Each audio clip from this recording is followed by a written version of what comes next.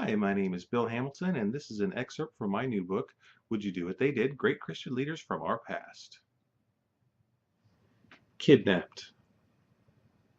Martin rode in the carriage through the rough lines of forest on his way back to Wittenberg, the imperial safe conduct letter in his pocket. The sun had set, and in the carriage it was hard to see without its light.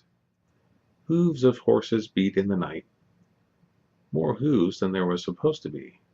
Martin heard a shout from outside, "Halt if you want to live!" Martin could feel the carriage slow and come to a stop. The carriage driver said, "Why do you come out against us? None of us are rich, but you may take what we have." The stranger's voice said, "We only want that traitor to the Pope, Martin Luther." The carriage door was thrown open and Martin saw a man wearing a black mask that covered his whole face in chainmail armor. The man grabbed Martin and dragged him outside. Martin said, "I will go with you, but do not harm these innocents. They are only obeying the wishes of the Holy Roman Emperor."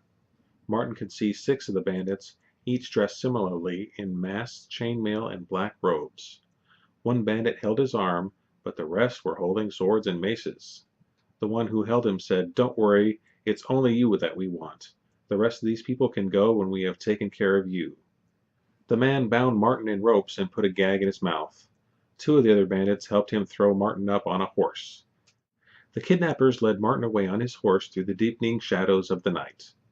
The men were virtually silent during the trip through the thick canopy of trees, where Martin couldn't see even the slightest trail.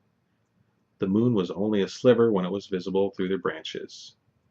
After at least an hour, one of them said, "Luther, dismount your horse. We will walk for a few miles." Martin tried to get down from the steed, but it was impossible with his hands tied.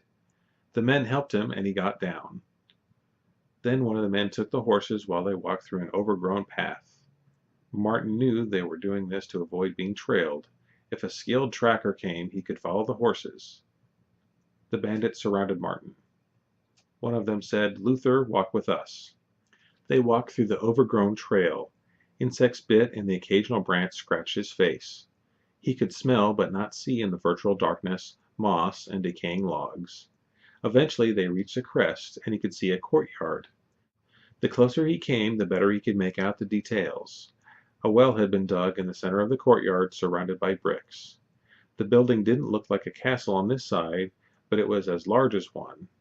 The light-colored walls on its side were framed by darker boards, and a small spire rose up, but not over the height of the main building.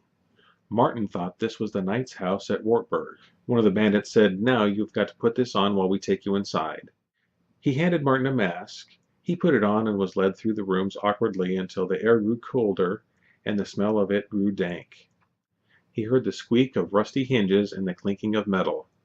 The bandit said, "You can take your mask off now." Martin opened his eyes and he saw what he had feared. He was in a prison cell. The room was sparse. Pale bricks made up the walls. A small desk for the guard was situated across the room. One of the bandits drew near the bars of the cell and said, "Luther, there are many who want to destroy you. If you value your life, don't tell anyone who you are.